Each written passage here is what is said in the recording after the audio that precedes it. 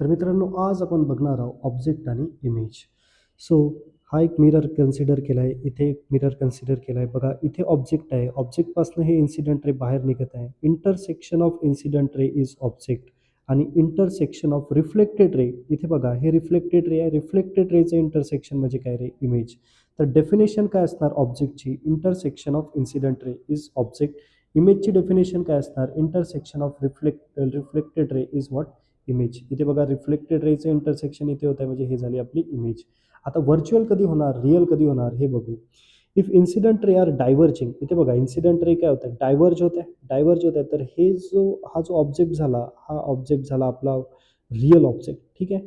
आणि जर incident ray converge होत असेल, इन्सिडेंट रे इथे बघा काय होत आहे? कन्व्हर्ज होत आहे, एका पॉईंटला कन्व्हर्ज होत आहे, तर हा आपला ऑब्जेक्ट झाला रे व्हर्च्युअल. ओके. आता इमेजकडे जाऊयात.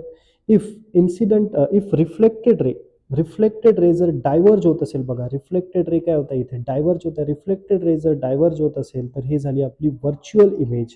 आणि रिफ्लेक्टेड रे जर कन्व्हर्ज होत असेल, तर हे झाली आपली रिअल इमेज.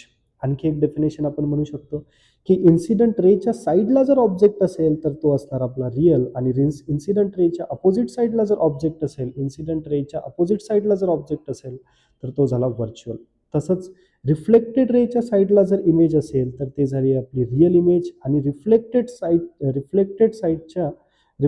रेच्या अपोजिट जर इमेज असेल, तर ते झाली आपली virtual image. I hope you guys understood this topic.